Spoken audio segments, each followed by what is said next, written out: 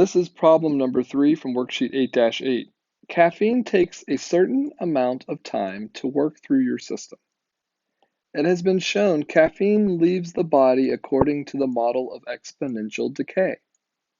Suppose you drank a cup of coffee that contained 100 milligrams of caffeine.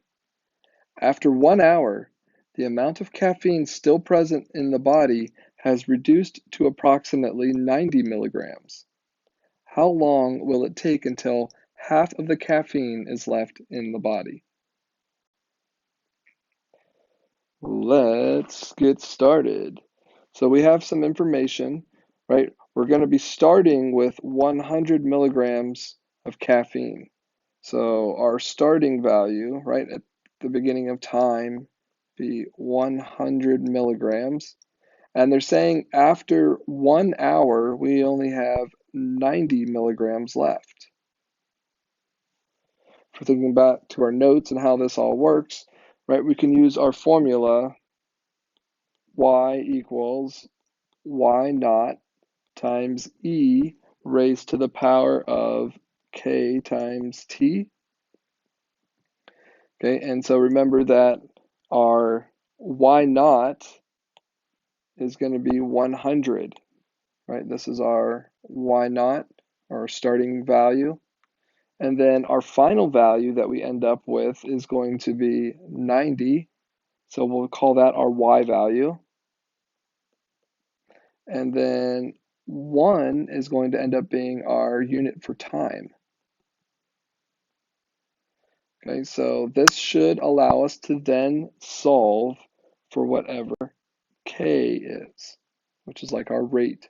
So let's check this out. Let's plug it all in and see what we get. 90 equals 100 times e raised to the power of 1 times k. What we need to do now is use the solver or the graphing method to solve this.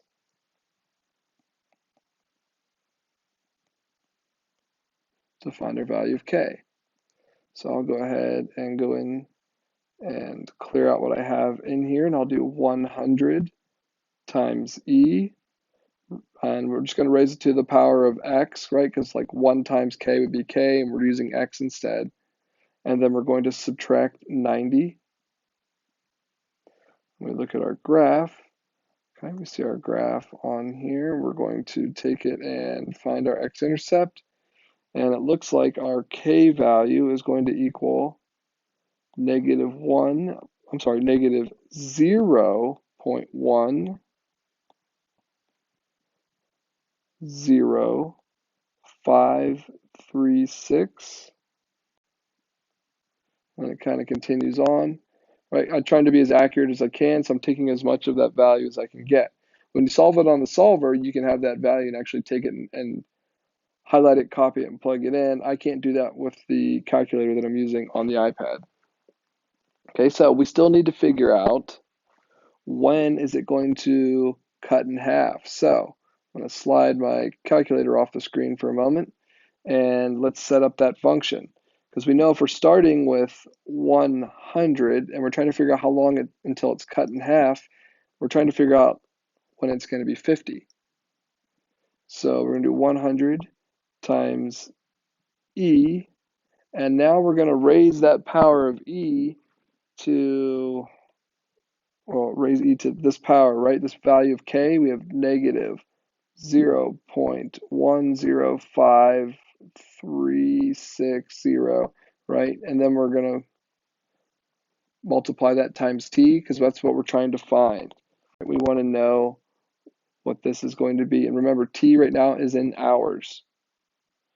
So let's take that, and you can solve it the same way. Subtract your 50 across. And I've got, I'm going to just edit this equation. So I'm going to put in here negative 0.105360. Then I'm going to put my x. And then on this one, we're now going to be subtracting 50. So we graph that. We're going to find our x-intercept. Looks like it's going to be down the x-axis a little bit. And we'll trace it. Looks like I'm going to get about 6.579 hours. So t is going to equal 6.579 hours. So that caffeine's in your system for quite a while. Okay, remember, this is only when it's broken down to half.